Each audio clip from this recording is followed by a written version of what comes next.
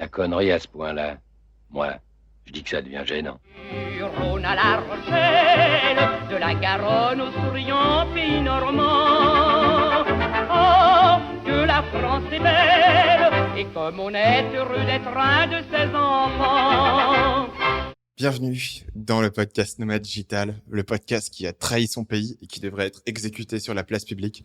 Je suis Stan de marketingmania.fr. Et je suis Paul avec le Twitter CellMachineFR. Donc aujourd'hui, Paul, on parle d'un sujet grave, on parle de la trahison, on parle de trahir son pays, de trahir la France. Et je pense que ça ne serait que de bonne foi qu'on explique le contexte de cet épisode. Donc hier, on a posté une annonce d'emploi où on voulait trouver un assistant marketing pour travailler sur des petites tâches qui étaient liées à Nomad Digital et à Marketing Mania.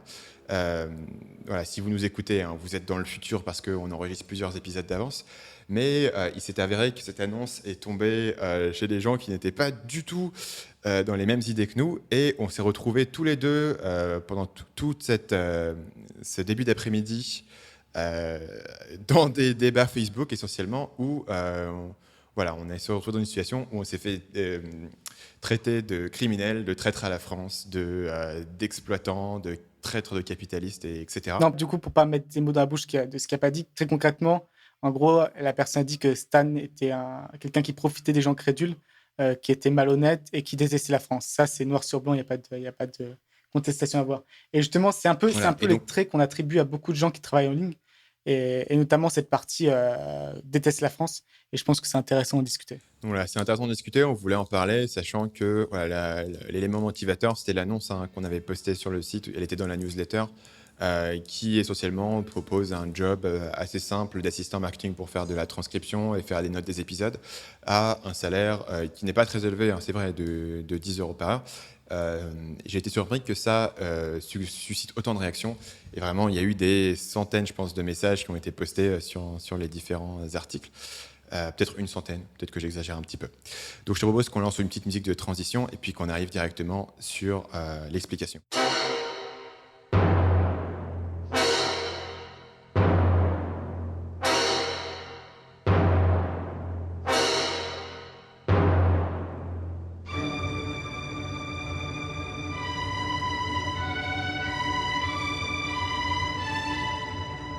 Pour commencer, on va parler un petit peu de pourquoi on est parti.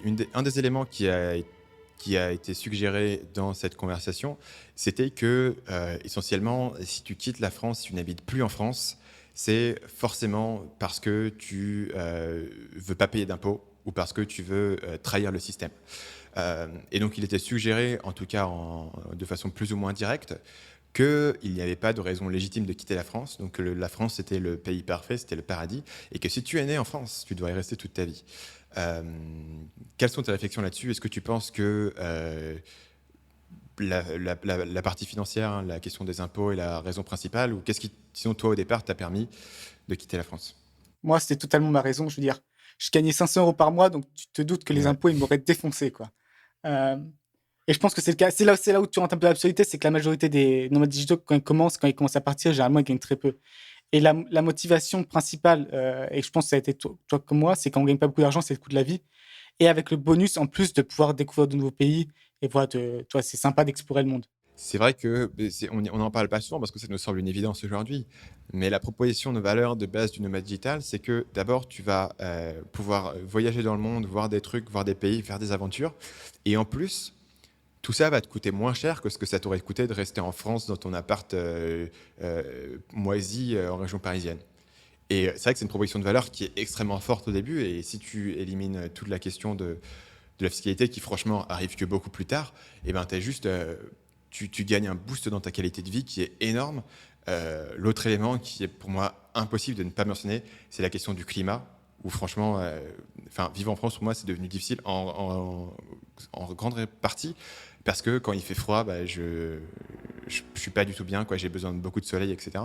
Ce qui me semblait un truc un peu privilégié à dire. C'est comme une plante verte, tu vois. Non, mais c'est vrai. Et j'ai conscience que c'est très privilégié de dire ça et d'être dans cette position, mais c'est aussi la question du débat, tu vois. Est-ce que tu as des raisons légitimes pour quitter la France ? À mon sens, oui, et c'est de mauvaise foi de suggérer que la seule raison de quitter la France, c'est parce que tu es un traître.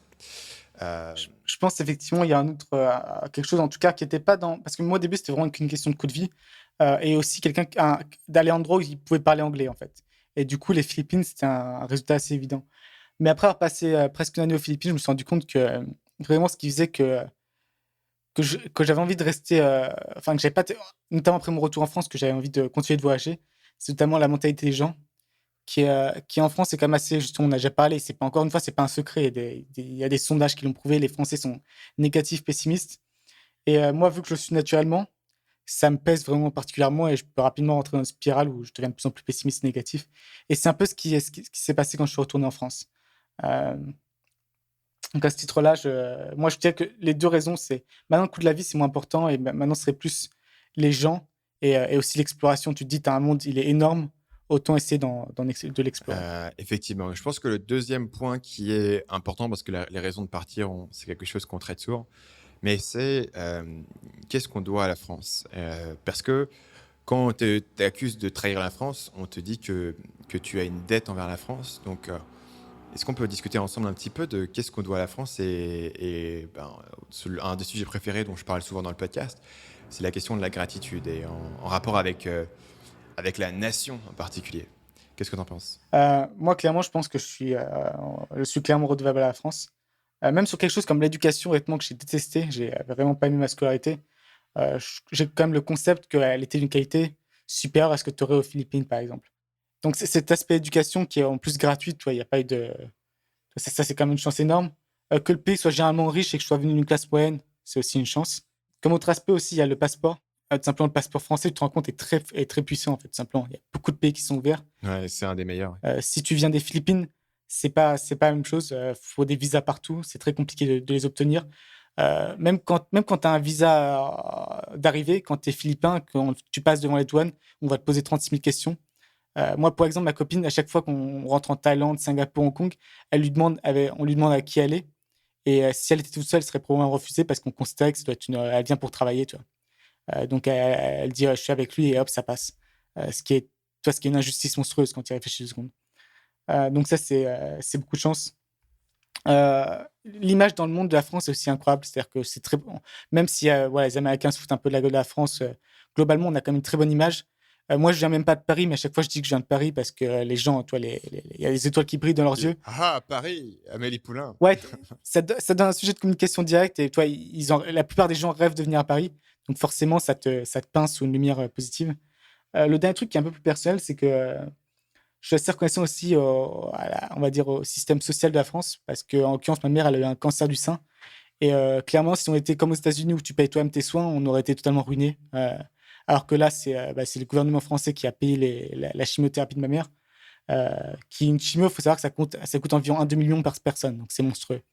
D'ailleurs, il y a pas mal de trucs qui sont, notamment les mecs qui transportent les gens chimio, ils font beaucoup plus d'argent qu'ils devraient. Enfin, il y a des trucs, plein de trucs assez inefficaces. Mais globalement, c'est mieux que d'avoir à payer, de te retrouver endetté pour un cancer. Donc pour tous ces aspects-là, je pense que j'ai beaucoup, beaucoup, beaucoup de chance d'être né en France. Concrètement, je pense que si tu es né en France, même si tu es dans la classe plutôt pauvre, tu es déjà dans le 10% des gens les plus privilégiés au monde. Donc ça, c'est quelque chose que j'ai à l'esprit. Clairement. Moi, les éléments que je rajoute, c'est d'abord, c'est vrai que la France, c'est un bon cadre où grandir, quoi. Même si on peut parfois dire que le marché du travail, etc., n'est pas facile. Franchement, grandir, moi j'ai grandi à Paris. Grandir à Paris, c'est vraiment agréable, tu vois, par rapport à d'autres endroits où tu pourrais vivre quand t'es gosse. Tu as plein d'opportunités d'un point de vue culturel. On a parlé déjà du système Après, éducatif. on dira, ouais, il y en a qui grandissent dans des trucs dégueulasses, et ça existe, mais la proportion par rapport à un pays comme les Philippines. Moi, j'en connaissais. Hein. Moi, quand j'étais gosse, mes grands-parents n'ont pas d'argent. Mes grands-parents, ils ont une caravane dans un camping. Et par contre, les gosses qui grandissent dans les caravanes, tu sais, dans un camping et tout, ils n'ont même pas vraiment de maison.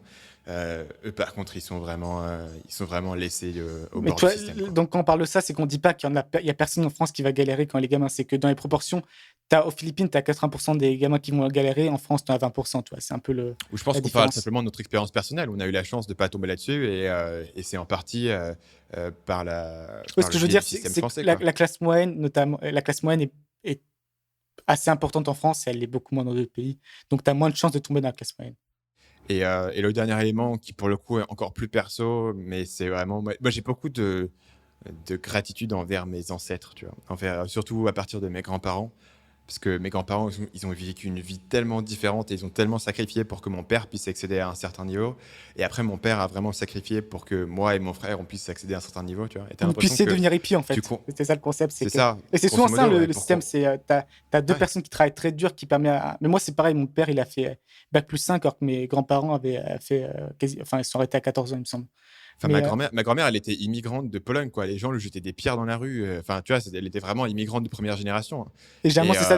Du coup, ton père a pu faire des les- longues études et ensuite, avec son argent, vous avez la liberté de faire un peu ce que vous voulez, ce que vous C'est souhaitez ça. dans la Et, vie. et avec ça, nous, on va faire des vidéos YouTube et des podcasts, quoi. Enfin, tu vois, c'est hallucinant. Et ça, pour le coup, j'ai vraiment un sens énorme de ce que je dois de ce côté-là. Et je pense aussi que le dernier aspect par rapport à la France, c'est aussi qu'on bénéficie d'une liberté monstrueuse en France.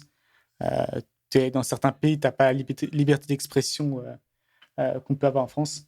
En l'occurrence, nous, on est malin, on choisit des pays plutôt libres. Mais quoique le Vietnam, ils sont un peu limites des fois. Hein. Des fois, ils ont des petites tendances autoritaires.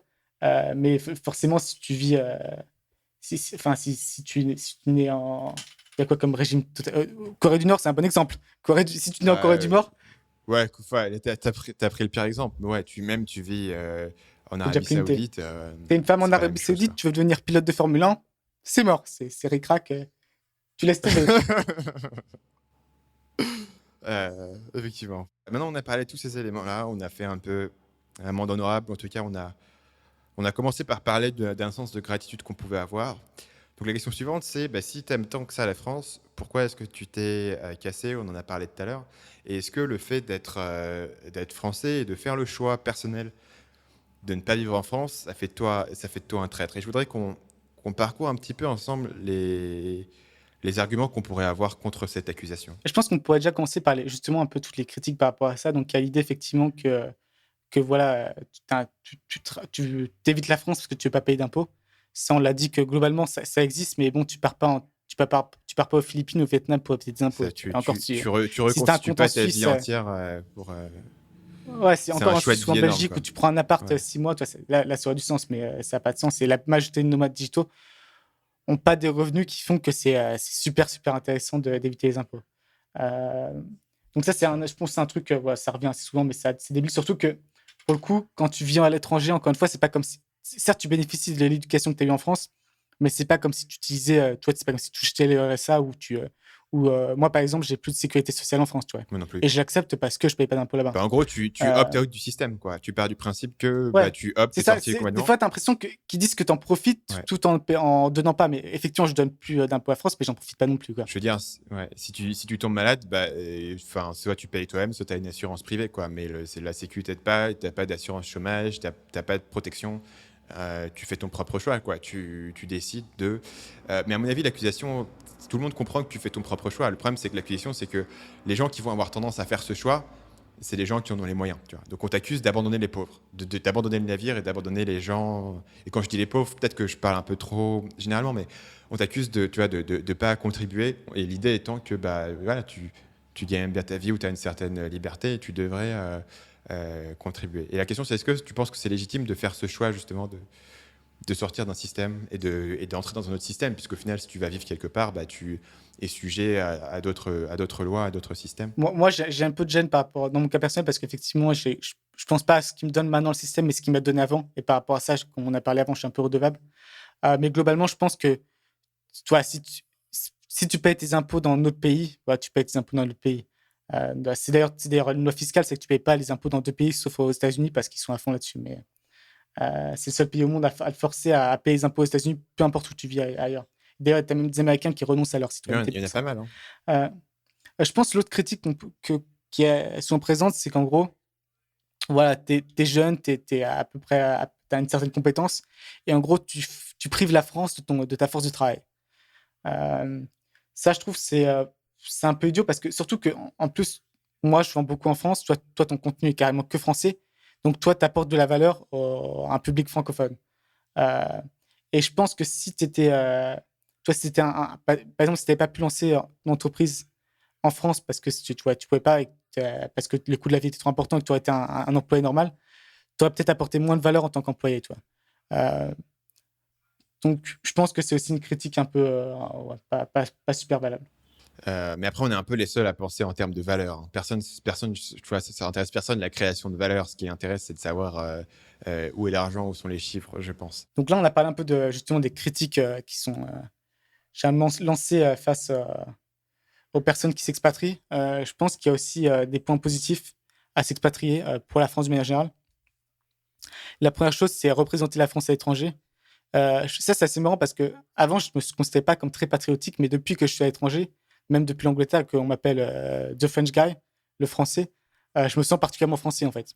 Et du coup, je me sens assez bizarrement, c'est un peu bizarre, mais je me sens un peu responsable de l'image des Français, de l'image des Français que je véhicule. Et donc, si vous vous comportez bien, voilà, si vous êtes poli, gentil, comme votre maman l'a dit, comme votre maman vous l'a appris, voilà, en représentant la France, les gens ils raisonnent comme ça. Je veux dire, les gens ils rencontrent 5 Français dans leur vie. Et si les 5 Français sont super sympas, super polis, super gentils, ils vont avoir cette image globale des Français. Et c'est pour ça que ça marche aussi à l'inverse. C'est que si vous rencontrez. D'ailleurs, c'est comme ça. C'est pour ça que tous les gens te disent les Américains sont tous des gros qui crient. Parce que quand tu vas au musée du Louvre et que tu vois des Américains, bah forcément, c'est des touristes qui sont dans un tour opérateur et donc ils ne sont pas forcément les meilleurs représentants de la population au sens large. Ou les Chinois ne font que prendre des photos. C'est ça. Ouais. Et si tu rencontres des Chinois, si tu rencontres un groupe de Chinois en voyage, tu te dis c'est bon, les Chinois ils sont. Alors que c'est plus un phénomène de groupe qu'autre chose et qu'individuellement. Après, c'est totalement humain que tout le monde généralise un groupe sur la base de ses expériences personnelles, même quand elles ne sont pas représentatives. Mais donc, du coup, vu qu'ils vont généraliser sur toi, voilà, si tu représentes bien la France, tu vois, ce sera positif. Après, il y a un autre aspect, je pense, qui est pas si anecdotique que ça, honnêtement, c'est exposer la culture française. Et moi, je suis très prosélyte avec ça, quoi. Parce que souvent, les gens demandent, tu vois, est-ce que tu as des films français à me conseiller ? Quand les gens font quelque chose, tu leur dis, en France, c'est pas comme ça. Non, dans le sens où... par exemple, il y a beaucoup de gens qui me demandent est-ce qu'il y a des films français à me conseiller ? Parce que notamment aux Philippines, c'est considéré comme très sophistiqué. Et les gens... tu as même des drapeaux français, des fois, genre des boulangeries qui n'ont rien de français, c'est des drapeaux français. Les produits de beauté, c'est pareil. C'est du branding. Mais il y a un peu cette image très positive, notamment, par exemple, dans les films américains, dès qu'ils disent des mots français, toi, c'est sophistiqué. Donc, on a quand même cette image-là. Et du coup, on demande souvent quel film, machin truc. Et moi, je vais... Donc, c'est quoi le film que tu recommandes ? Amélie, tout le monde aime ça. Genre, c'est vraiment... c'est le film... Il s'appelle Amélie Poulain c'est le film... c'est le film un peu cliché français, parisien, mais les gens adorent ça. Qui est vraiment cool, hein, d'ailleurs. Et donc, c'est Audrey Tautou à Montmartre. Ah, mais honnêtement, j'ai dû... proposer ce film aux 50 de personnes et je suis sûr que ça les a beaucoup motivés pour visiter Paris. Alors, elles vont être très déçues, ces personnes, mais en attendant, elles vont dépenser de l'argent à Paris. Et là, voilà, la croissance économique de la France, j'y participe. On booste l'économie. Et toi, pareil, toi, si je parle à des gens et qu'il y a... on est dans un débat philosophique vachement intense, toi, ce qui m'arrive tous les jours. Hein. Et genre, toi, je vais pouvoir sortir je vais pouvoir introduire Voltaire ou peu importe. Voilà, c'est plein de petites touches, mais qui, j'imagine, ont un effet à leur petite mesure, quoi. Donc globalement, voilà, représentant de la France et aussi, si possible, exposer la culture française et du coup, vous faites rentrer des sous ensuite quand les gens veulent visiter la France. On dirait le plan dans South Park quand les mecs font les petits gnomes là où ils ont un plan pour avoir du profit qui est un petit peu tortueux. Le dernier élément, c'est est-ce que tu as mentionné que tu te sentais de plus en plus patriote français. Moi, c'est un peu l'inverse. Au contraire, j'ai l'impression que mon identité, c'est de plus en plus diluée et que je m'identifie de moins en moins au contenu culturel, aux idées, à la politique française. Et que de plus en plus, tu vois, j'ai l'impression que le fait d'être français ou allemand ou italien, c'est presque un détail. Où j'ai l'impression que ma culture c'est vraiment diluée. J'ai l'impression que c'est presque un détail administratif, tu vois. Arbitrairement on a fait des lignes sur le sol et c'est des frontières et t'es d'un côté ou d'un autre, t'es français ou t'es allemand. Et c'est pas une remarque particulièrement originale, mais moi du coup j'ai plutôt été dans la direction opposée à la tienne. Mais moi je pense que ça a été forgé par le fait que pendant que j'étais en Angleterre, tout le monde m'appelait The French Guy et genre c'était devenu mon prénom, quoi. Et à force, t'imagines si on t'appelait tout le temps le français, à longue journée, toi tu te dis, maintenant je m'appelle Paul Français Fort, tu vois, c'est genre. Il y a peut-être ce concept-là. Puis si jamais il y avait un truc français, un français à la télé, regarde son accent, c'est comme toi. Et c'était toujours un truc qui revenait.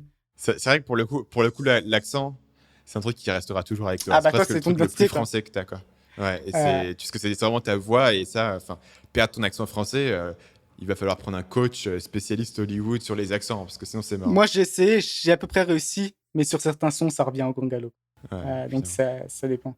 Je pense qu'il y a deux autres aspects assez intéressants par rapport à ça. Il y a le fait d'acquérir une ouverture d'esprit. Je suis notamment convaincu que c'est bien que les gens bougent un peu, visitent les autres pays, se frottent à d'autres cultures pour la paix globale de la planète, quoi. Je me dis, voilà, toi, ça crée un peu une toile, en fait. Ça crée une sorte de toile. Et plus la toile est connectée de partout, plus il y aura de la communication et de l'entente. Bah, c'est aussi l'argument pour le libre-échange. Totalement, oui. Plus tu ouvres le libre-échange, plus il va y avoir d'interdépendance économique, et ça va éviter d'avoir des guerres. Et au final, cet argument, je le trouve plutôt persuasif, en particulier si tu regardes aujourd'hui, Il est totalement convaincant. Ouais. en quelques dizaines d'années, comment la relation franco-allemande a évolué. Et je pense qu'il y a cet aspect effectivement interdépendance économique qui fait que toi, avant, tu pouvais attaquer pour un pays pour lui choper son territoire. Toi, maintenant, si vous échangez pas, c'était un gain net. Alors que maintenant, toi, vous perdez l'échange. Mais il y a aussi, je pense, l'aspect de communication. Il y a notamment un truc qui m'intéresse vachement, c'est, par exemple, je suis sûr que les films Disney ont eu un impact monstrueux parce que partout dans le monde, tout le monde a vu des films Disney, quoi. Le Roi Lion, je suis sûr que dans notre génération, il y a au moins 60% des gens de notre génération qui l'ont vu. Et toi, le Roi Lion, c'est pas seulement une histoire comme ça, ça te raconte une certaine morale, une certaine façon de penser, qui je pense, après que tu gardes et qui fait que c'est plus facile de communiquer avec les gens et d'être sur le même niveau de pensée. Donc, je pense que cet aspect acquérir une ouverture d'esprit est pas seulement utile pour la France, mais utile pour le monde, et c'est un peu mon idée là-dessus. Le dernier truc, après, je te laisserai parler parce que je parle beaucoup, c'est que je trouve qu'il y a aussi une hypocrisie dans les critiques qui sont faites. C'est que la plupart des gens qui disent moi je dis tout par l'étranger, ils évitent les impôts en France, ils vont avoir tendance toi c'est les traites de la France, et ils vont avoir tendance à un peu rejeter le concept de nation, tu vois, à dire on est les citoyens du monde. Mais du coup, si on est les citoyens du monde, pourquoi tu nous reproches de partir à l'étranger? Toi, il y a un peu je trouve une certaine hypocrisie là-dedans. Ouais. Et je pense qu'on va terminer sur ce sujet en disant que c'est quelque chose qui nous a beaucoup touchés, je pense, tous les deux, de façon surprenante. C'est-à-dire qu'on a posé cette offre d'emploi qui, de mon point de vue, était totalement traditionnelle. Il y avait marqué on recrute un mec, tel prix, tel truc, etc. Et parce que quelqu'un a écrit un article dessus qui était plutôt bien écrit, même si, franchement, il n'y avait absolument aucune recherche derrière. Et il y avait beaucoup d'attaques personnelles, sur moi en l'occurrence. Par ce biais, je pense que ça a catalysé de l'autre côté des gens qui avaient une certaine vision de qui on pouvait être et qui allaient extrapoler de très peu d'informations un système de valeurs. C'est-à-dire que sur la base de OK, quelqu'un recrute quelqu'un à 10 €, il fait du marketing, donc on va déduire toute sa vie de ça. Ce qui après, à partir du moment moi, où je suis public sur Internet, que les gens veulent m'attaquer personnellement, ça fait partie du game, quoi. Ça fait partie de ce que j'ai accepté, sachant qu'en plus là ils n'avaient pas du tout fait leur recherche, donc ils ont loupé des éléments évidents qui auraient bien permis de me défoncer. En particulier, ils ont totalement loupé l'angle séduction, qui est pourtant sur ma page à propos, donc je sais pas trop comment je pense qu'elle a pas lu du tout ma page à propos. Et donc voilà, donc on avait moi en tout cas j'ai eu cette réaction assez émotionnelle, tu vois, d'attaque, quoi. Tu te fais attaquer directement, on met ton nom, on traîne un peu ton truc dans la boue. Donc on a voulu en parler. On a tous les deux passé pas mal de temps dans ces débats sur Facebook. Au final, j'ai appris des choses. Et je pense que c'est intéressant parce que ça trahit vraiment la perception ou l'archétype du webmarketeur qui essaye d'embaucher les gens à un prix de misère pour se faire des millions. Et notamment, elle dit un moment dans l'article qu'en gros, elle le compare au loup de Wall Street. Alors que bon, pour ceux qui ont écouté le podcast depuis le début, même pas depuis le début, c'est pas vraiment la mentalité. Je pense pas qu'on ait avancé l'idée du profit à tout prix, quoi que ce soit. Mais je pense que et ça trahit peut-être un peu les gens qui sont de l'extérieur, les perceptions qu'ils peuvent avoir de nous en tant que nomade digital. Parce qu'on a tendance à penser qu'ils nous voient comme des explorateurs qui voyagent le monde, qui s'amusent. Mais je pense qu'il y a cet aspect-là et il faut en être conscient. Ouais, et c'est vrai que moi, je me suis vachement coupé de ces gens, quoi. Que ce soit les gens avec qui j'ai fait mes études, des gens qui étaient dans ma famille, tous ces gens qui ont cette mentalité-là, je me suis coupé d'eux. Et le fait d'être traîné directement dans ce débat, m'a un peu fait un choc de réalité et m'a fait réaliser que le monde que je voyais autour de moi avait été aussi créé et sélectionné. Et c'est une bonne chose. Enfin, franchement, si je devais me faire insulter tous les jours de traître, et franchement, enfin, le truc, c'était assez direct, on va dire, en termes d'attaque. Ce qui, encore une fois, ne me pose pas particulièrement de problème, mais bon, tu commences à comprendre pourquoi est-ce que Je tu pense t'es que isolé et c'est un pourquoi tu es problème, parti. c'est un problème d'Internet de façon générale, c'est qu'on te prête souvent des pro. Tu vois, on va te dire que tu es sexiste, raciste, toi, elle a dit que tu testais la France. Toi, genre, le truc, si la personne l'a dit ou si la personne a prouvé qu'elle l'était, ok. Mais toi, elle avait aucun élément pour dire que tu testais la France. Mais elle l'a fait quand même parce que c'était facile. Et ça me C'est gêne un- profondément, en fait. Ouais, mais C'est ça vraiment sur c'est lequel je un bloque. meilleur argument, si tu veux. Quand tu écris un article comme ça, tu écris un article pour avoir une réaction, pour avoir du clic. C'est vrai, c'est vrai. Être exact sur les faits, ça ne sert pas forcément ton propos. Donc, partir du principe que quelqu'un, d'abord en France, bah, c'est facile, il déteste la France. C'est un connard de capitaliste, donc il exploite les pauvres. Et en plus, c'était quoi l'autre? Bon, bref, tu vois. Et en plus, il s'appelle Stanislas, donc c'est un prénom de connard. Ce qui était son argument exact. Hein. Je ne caricature pas. Et Sur le ton de l'humour, mais c'est aussi encore un problème. Là, je pense on aura touché les deux problèmes, notamment la rédaction d'articles, on va dire récemment, et tu le vois partout sur Medium. C'est que tu ouais. utilises le ton, et si jamais la personne réagit, tu dis ah, mais je rigolais juste, enfin, c'était juste pour rigoler. Ouais, c'est un peu facile, quoi. C'est un peu ce qui me gêne. Voilà. Et Donc, après, c'est cette voilà, sorte d'un peu de malhonnêteté intellectuelle qui est un peu agaçante. moi, c'est Voilà, plus largement, c'est le problème que j'ai avec le mouvement souvent de la social justice, où il y a beaucoup de bonnes idées derrière, et il y a aussi, et ces idées sont systématiquement exploitées par des médias qui veulent faire du clic et attirer l'attention.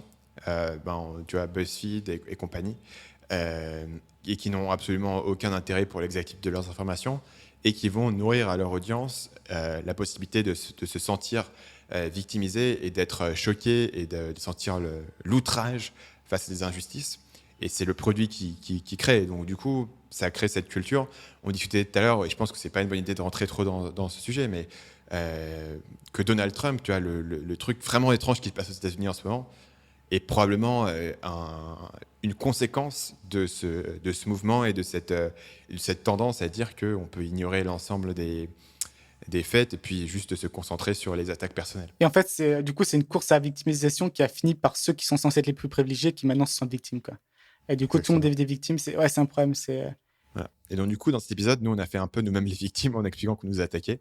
C'est vrai que là, c'est notre propre autocritique. C'est qu'on on a parlé à la place des gens, mais je pense que les critiques qu'on a formulées, qu'on reçoit, sont assez réalistes. Voilà. Si quelqu'un n'est pas d'accord, qu'il n'hésite pas à nous dire. Voilà.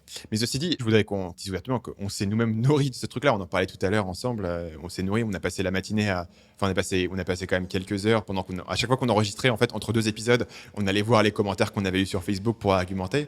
Et on s'est quand même nourri de ce débat. On s'est quand même nourri de se sentir persécuté injustement par un groupe de personnes qui ne savaient pas vraiment, qui utilisaient des arguments qui étaient faux. Mais voilà, on a aussi nous-mêmes, c'est rare, hein, parce que moi, j'ai pas souvent l'occasion de me sentir persécuté, parce que dans tous les aspects, je suis vraiment privilégié. Et du coup, j'ai pu connaître les doux fruits de la persécution, quoi. Et c'est ce qu'on a dit, c'est que être persécuté et penser avoir raison, c'est vachement agréable. C'est addictif. La victime pense avoir raison. Mais et on finira là-dessus. Je pense que je l'avais déjà dit, mais il y a eu des études pour mener voilà quel type de poste fonctionne le mieux. Et alors en deuxième, il y avait la colère, les gens repartageaient, participaient, réagissaient par rapport à ces posts. C'était sur Facebook, donc des trucs qui incitent la colère. Mais le truc numéro 1 qui incitait des réactions, c'était l'indignation. Et donc typiquement, dès que vous voyez quelqu'un de s'indigner de quelque chose, prenez un peu de recul. Certes, ça fait plaisir ça fait plaisir au cerveau qu'on approuve ces biais préétablis, mais c'est pas forcément très utile. Et je vais me l'appliquer à moi-même en arrêtant de réagir à chaque commentaire.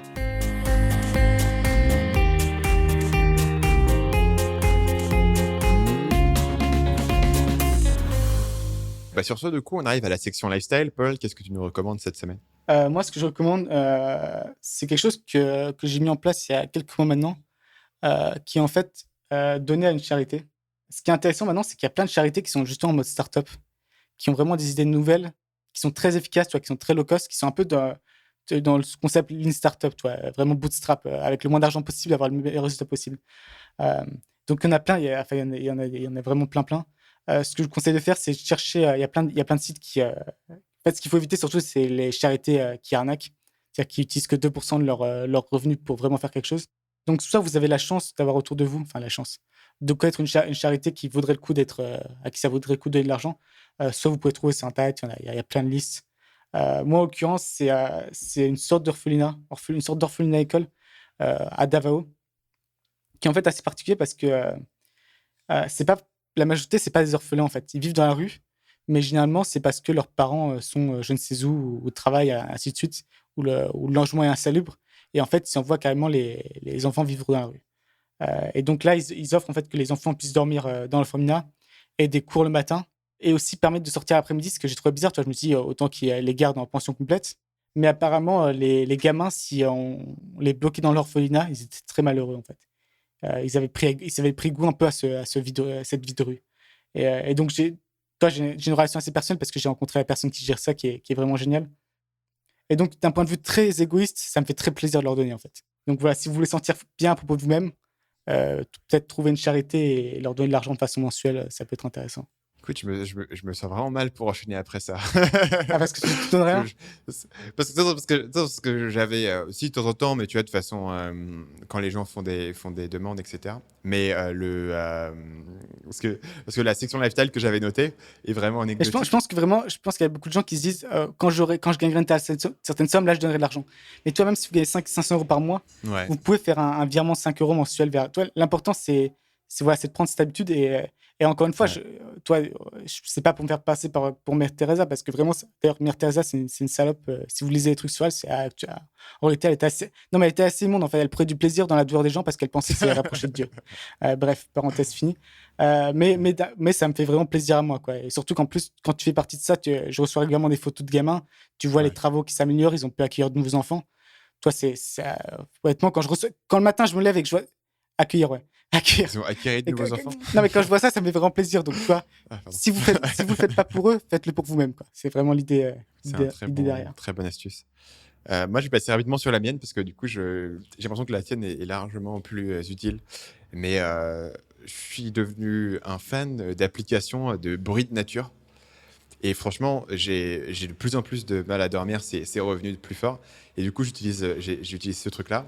Et les bruits de la mer, ça m'apaise énormément. Je sais pas pourquoi. C'est un truc un peu débile. Au départ, je me disais, c'est pour les bébés, ce truc-là.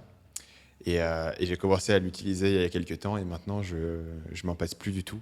Même quand je lis, ils ont un truc qui s'appelle le bruit marron. Donc, tu sais, le white noise, le bruit blanc. Il y a différentes couleurs, tu as genre le peak noise, le brown noise, etc. Donc en gros, c'est différents types de fréquences. C'est lié à la façon dont les fréquences lumineuses fonctionnent et ils ont repris la même chose sur les sons. Et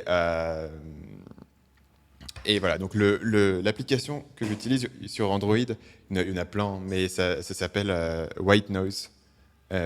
J'ai même acheté la version Pro, c'est là où tu vois que je suis un fanat de bruit de nature. Ça s'appelle White Noise. Et dans la version Pro, tu peux un peu combiner tes sons. Donc tu peux faire.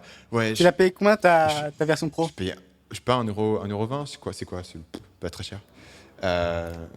J'allais essayer de te culpabiliser sur ces 1€. C'est vraiment trop peu cher. J'aurais pu les donner. Ben écoute, on peut donner en ligne sur ton truc. Tu pourras donner le lien dans l'article. Moi, je ne donne pas en ligne. J'envoie par PayPal directement. Okay. Mais parce que c'est vraiment un truc local. Ouais. Mais je pense qu'il y a beaucoup qui offrent un truc mensuel, quoi. Ok. Mensuel. Ben écoute, du coup, tu m'as convaincu et je vais réfléchir à ça parce que c'est vrai que c'est un peu le genre de truc où quand on culpabilise, tu le fais. Mais quand on ne culpabilise pas, quand on ne te demande pas directement, moi, tu vois, c'est pas un truc que j'ai automatisé, quoi. Et pour quelqu'un qui parle autant de systèmes et d'automatisation, c'est vrai que ça serait bien de faire cette démarche. Je pense qu'il y a beaucoup de personnes qui pensent à charité, ils pensent à la Croix-Rouge, Restos du Cœur, qui sont des très bonnes charités, hein, sûrement. Mais voilà, si vous avez un tendance un peu de donner de l'argent un peu dans le vide, parce que c'est pas vos 10 € qui font de la différence. Toi, si tu donnes des trucs plus locaux que tu connais personnellement, tu vois vraiment l'effet. Ça fait.